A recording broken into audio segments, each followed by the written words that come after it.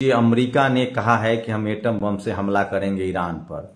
दरअसल ईरान ने अमेरिकी अड्डों पर हमला शुरू कर दिया है क्योंकि इजराइल लगातार बमबारी कर रहा था फिलिस्तीन पर और वो केमिकल हथियारों से भी हमले कर रहा है। इस तरह के सबूत आ रहे हैं, रिपोर्ट्स आ रही है।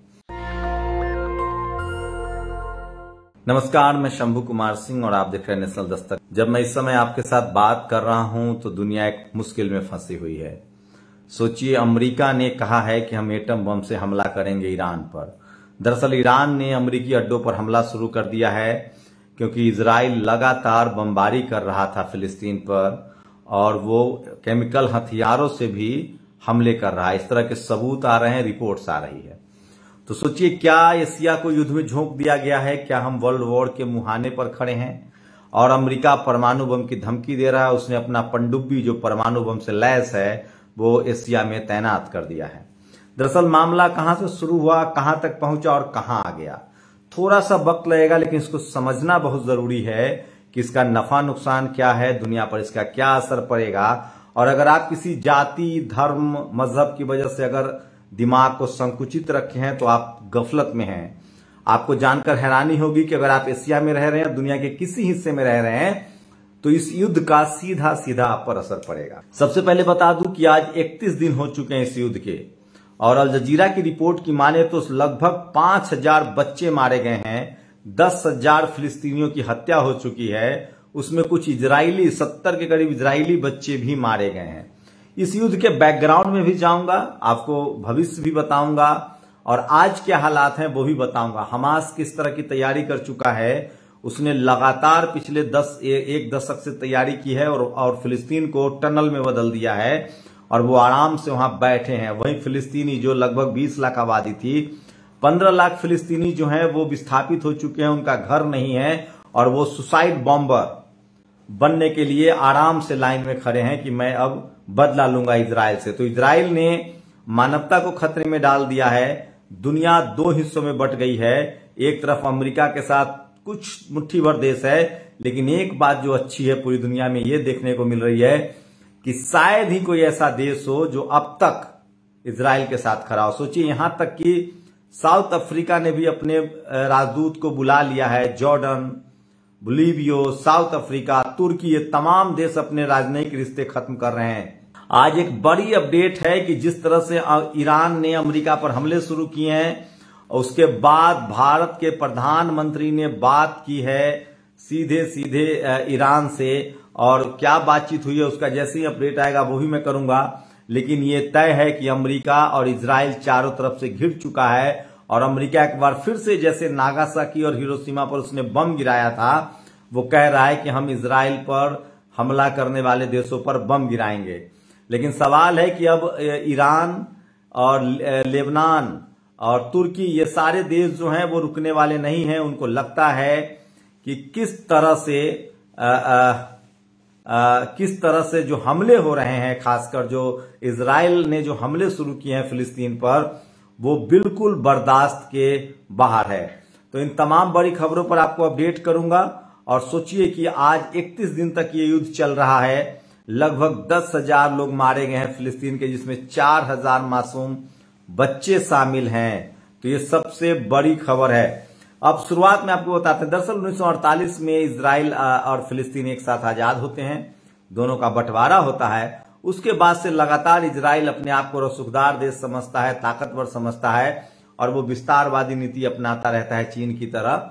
और जैसे हमारे गांव देहात में नहीं होता है थोड़ा थोड़ा जमीन कब्जा करना, उस तरह से धीरे धीरे वो फिलिस्तीन पर कब्जा करता चला जाता है और एक नैरेटिव सेट करता है, क्योंकि उसके पास हथियार है, मीडिया है, पश्चिमी मीडिया है, कि फिलिस्तीन जो है वो आतंकवाद का अड्डा है। इस तरह के नैरेटिव सेट करता है और शायद ही दुनिया इससे पहले फिलिस्तीन और हमास के प्रति इतना लिबरल था जितना अब हो गया है। और इसी दौरान छिटपुट घटनाएं होती रहती है और हमास और फिलिस्तीन के बारे में आतंकी संगठन घोषित हो गया, जैसे तालिबान के बारे में हो चला था, जबकि अब तालिबान सरकार चला रही है। इसी दौरान हमास लगातार तैयारी कर रहा था और उसने इजराइल पर हमला किया और इजराइल ने इसके बाद इजराइल को लगा कि अब वक्त है कि हमास के हमले को दुनिया को दिखाकर फिलिस्तीन पर ही कब्जा कर लिया जाए। और उसके बाद फिलिस्तीन ने वो करना शुरू कर दिया जो दुनिया के किसी भी युद्ध नियम के खिलाफ था। लगातार आम फिलिस्तीनियों पर बम बरसाए जाने लगे, पूरे गाजा पट्टी को बर्बाद कर दिया गया और अब तो लगभग पूरे फिलिस्तीन को बर्बाद कर दिया गया, वेस्ट बैंक तक पर हमला हो रहा है।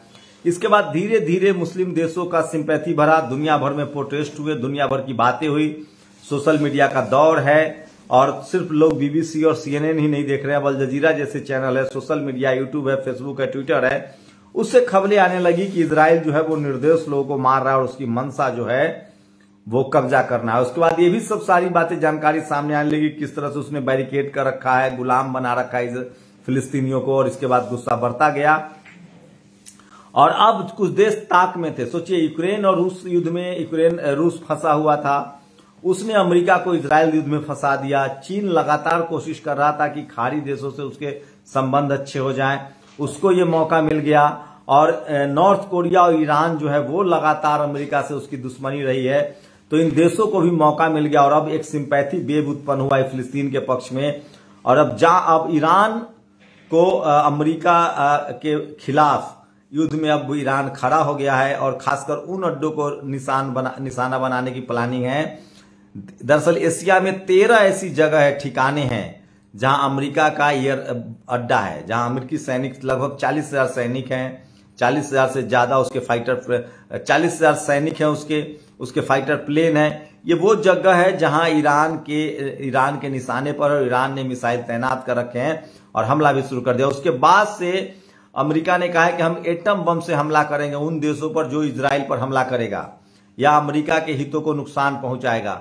लेकिन इससे होगा क्या? इससे आम आदमी परेशान होगा, एशिया बर्बाद हो जाएगा और इसकी जो युद्ध की जो विभीषिका है, वहां के लोग मरेंगे, लेकिन पूरे एशिया और दुनिया पर महंगाई, तेल की कीमत, महंगाई, बेरोजगारी बढ़ेगी, खाड़ी देशों से लोग भारत लौट आएंगे, तो पूरी दुनिया में आप समझिए कि किस तरह से परेशानी बढ़ेगी। तो ये सबसे बड़ा सवाल है, लेकिन इसमें रूस अपने लिए मौका देख रहा है, चीन अपने लिए मौका देख रहा है, नॉर्थ कोरिया अपने लिए मौका देख रहा है, ईरान अपनी दुश्मनी ले रहा है।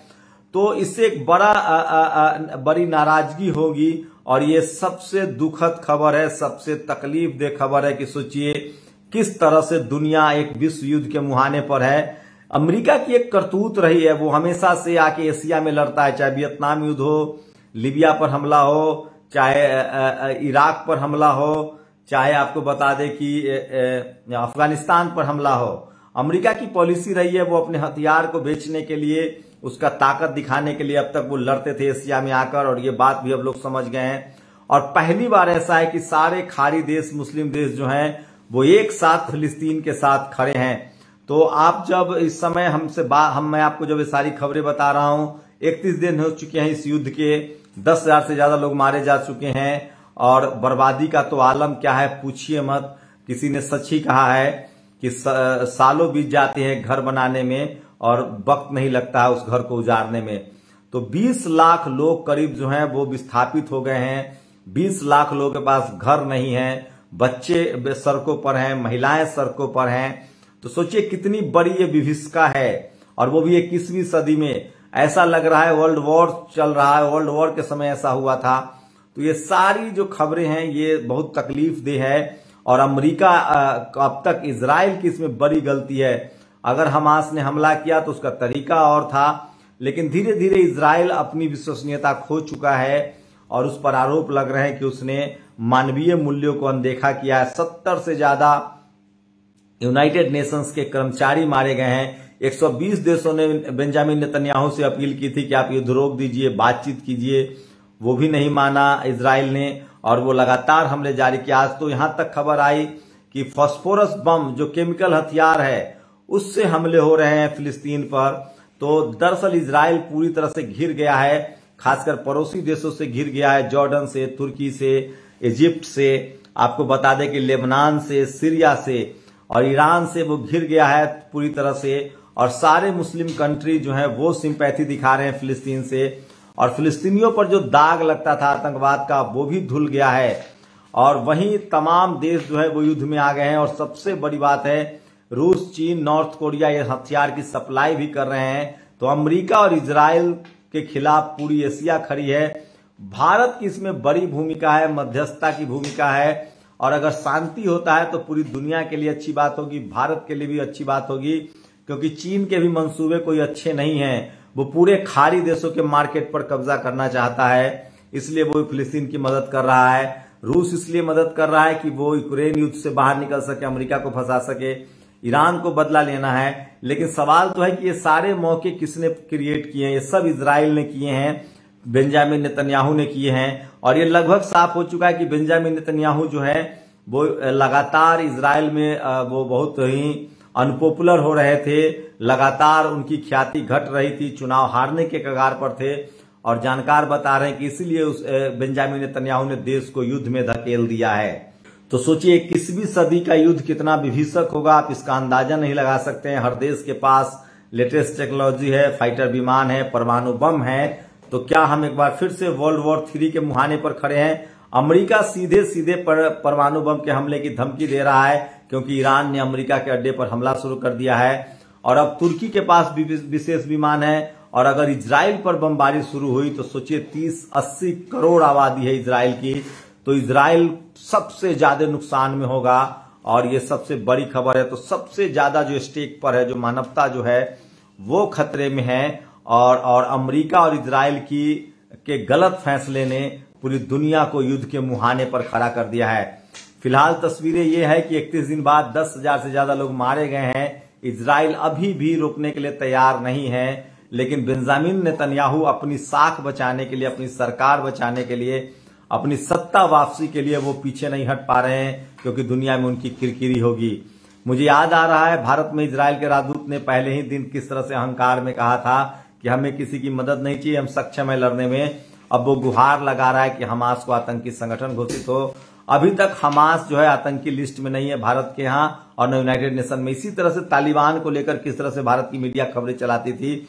आज तालिबान अफगानिस्तान के शासन में है और बाकायदा सारे देशों से उसके अच्छे रिश्ते हैं, क्रिकेट खेल रहा है अफगानिस्तान। मैं फिर कह रहा हूं, सब देश की अपनी अपनी खासियत होती है।